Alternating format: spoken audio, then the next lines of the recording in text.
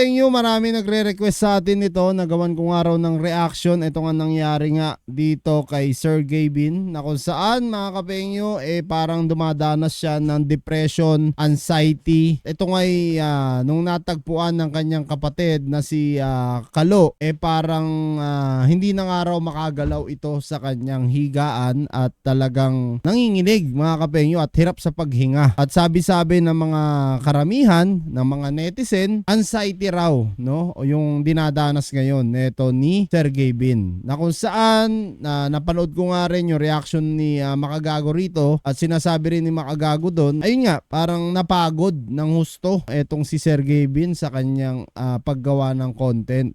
Totoo naman yun mga kapengyo, no? Bilang isang content creator, talagang napakahirap po talaga niyan. Lalong-lalo na etong si Sergey Bin, everyday, no? Daily vlog nga itong mga to, itong magkakapatid na to, no? Lagi-lagi silang gumagawa ng content. Hindi malayo na talaga namang maubusan sila ng mga content, ng mga naiisip nila. Sa dami ng ginawa na nilang content, sa dami ng mga pinasaya nilang tao, gaya natin, gaya ko. Kasi ako, isa rin ako sa umiidolo nito. Actually, nung Japan nga nila nitong nakaraang New Year lang, pinanood ko pa yan, no? At madalas din ako manood dito kay Sergey Bin. Talagang sa totoo lang, pagdating sa kalusugan, hindi mo masabi kung kailan aatake yan. Kaya nga ako mga kapengyo, sa totoo lang ako dumanas din po ako ng ganyan, ng anxiety, depression. Grabe rin po yung naging anxiety ko noon, depression ko. Ganyan na ganyan kay Sergey Bin. Hindi makahinga, na nanginginig, natatakot, na hindi mo naman alam kung bakit. Wala namang ibang dahilan pero bigla ka matatakot. Ayun, malamang sa malamang kahit ako sa napanood ko dito kay Sergey Bin, parang napapansin ko nga na dumadanas ng depression at anxiety itong si Sergey Bin. Alam nyo, sa totoo lang, karamihan talaga sa mga influencer dumadanas ng ganyan. Unang-una kasi mga kapengyo, hindi, kung nakikita nyo na yun nga, nakaupo lang kami, gumagawa ng reaction video, o yung iba naman gumagawa ng content sa travel, sa ganito. Pero mga kapengyo, lahat ng yan iniisip namin. Kasi syempre pag nagkamali kami ng sasabihin dito as a reactionist, mababash din kami, no? Masasabihan nyo kami, mamali ka nga lang ng spelling, diba? Marami ng tao na mangungurek sa'yo, marami ng tao na magsasabi na ay ganyan ganito, diba? Talagang sa totoo lang, sa dinadanas ni Sergey Bin, no?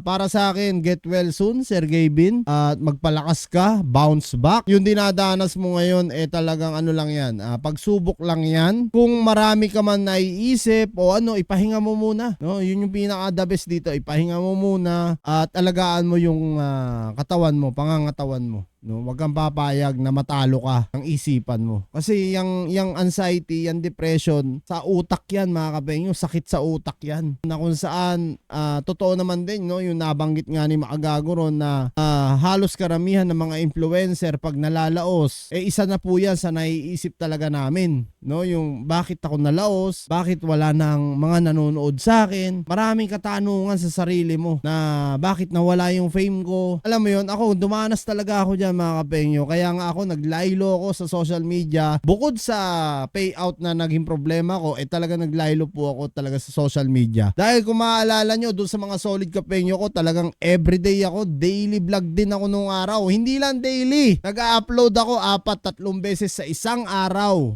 Lalong-lalo na nung mga panahon ng Battle of YouTuber noon, talagang grabe yung grind ko noon. Pati kaila Mabs Phenomenal, 'di ba? Peno dati. Sobra-sobra talaga yung grind ko rito mga kapengyo nung araw. At talaga namang kahit madaling araw noon, gumigising ako para gumawa ng content agad. Ganun ako ka-addict noon, kaya talagang naabot ko, no, yung kahit yung silver play button lamang. Pero at the end of the day, syempre hindi naman pera talaga, no, yung basehan sa isang pagiging content creator. Dahil ako noong 2018, bago ako nakasahod, talagang 2-3 taon ako nag-antay niyan, grind hanggang sa doon lang ako nakasahod. So nakakalungkot lamang, no, ito ang nangyayari kay Sergey Bin. At tara, panoorin nga natin ito mga kapengyo.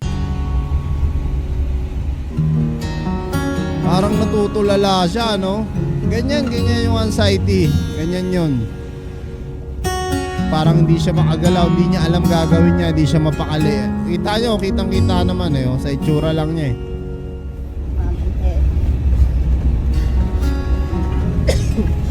Namamanhid daw, namamanhid yung mukha niya.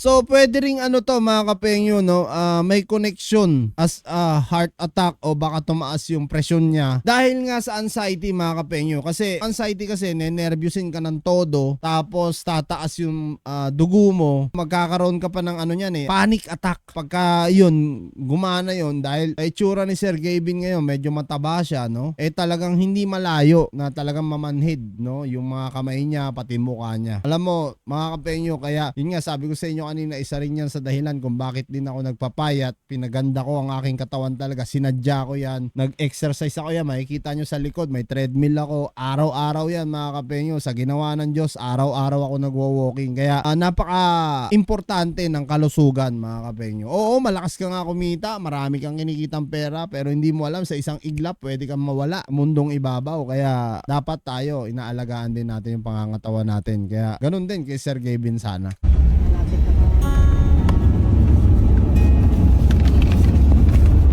Para hindi siya mapakali, para naduduwal siya, na hindi niya malaman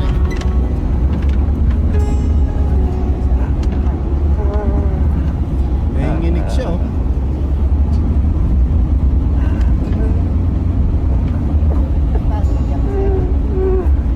Ayun, nakita nyo, narinig nyo yung sabi nung nanay niya, napagod ka na kasi anak. Yun nga sinasabi ko, sa content creator mukha lang madali, pero bandang huli pahirap na ng pahirap kasi nga kailangan mong ma-entertain, no, yung mga taong naniniwala sa'yo. Lalo na siya, mas malaki ang dinadala niya, gaya nila Gio Ong, nila Kong TV, nila Ivana Alawi, yung mga sikat. Lalo na to mga kapengyo kasi malaki yung karga-karga niya sa level niya dahil milyon-milyon yung taong umaasa sa kanya at nanonood na kailangan niya pasayahin araw-araw.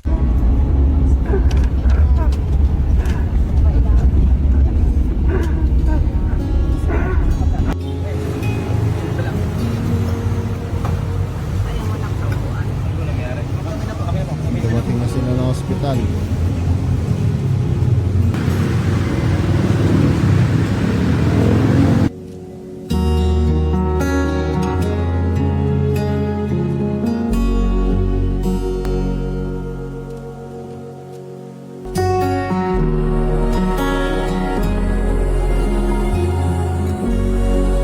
Bali ma'am, nakahiga lang siya nang nakaramdam siyang hirap sa paghinga. Yung pamamanhid po, kasabay lang ng hirap.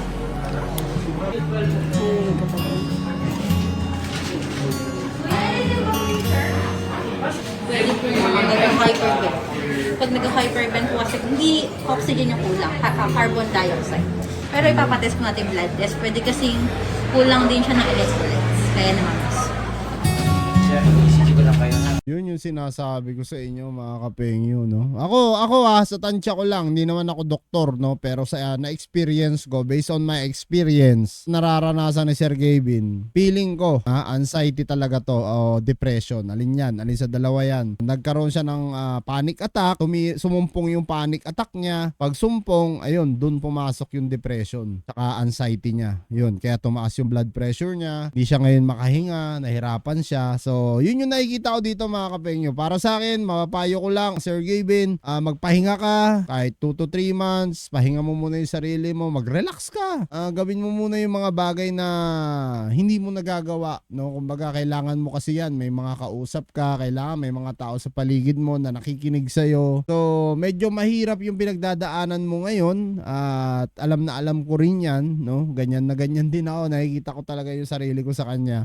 Pero at the end of the day, pag nakayanan mo yan, pag nalabanan mo yan, mawawala rin lahat yan. Alam nyo, sa totoo lang mga kapengyo, napakahirap pong mag-survive sa depression at anxiety. Pag pinagsabay yan dalawa, sobra pong hirap. Ako sobrang hirap po talaga ng pinagdaanan ko dyan. Kaya naman talagang inalagaan ko muli yung aking sarili, hindi ko na pinababayaan. At kailangan ni Sir Gavin na pagurin, hindi pagurin yung utak niya ha, as a content creator, pagurin yung kanyang buong katawan, sarili niya. Kailangan niya mag-exercise palagi, i-maintain i-maintain niya everyday para at least mga kapengyo, pag higa niya ng higaan, pagod na ang kanyang katawan, inaantok na siya, matutulog na siya, marirelax yung kanyang utak. Kasi ang anxiety mga kapengyo, ang depression, madalas po kasi yan utak talaga. Nag-iisip ka na nag-iisip. So sa kakaisip niya, siguro na gumawa ng mga contents, mapapasaya yung mga naniniwala sa kanila, kaya niya nakuha ito. Kasi may pressure din yan mga kapengyo, pwedeng ma-pressure din siya. Dahil nga sabi ko nga kanina,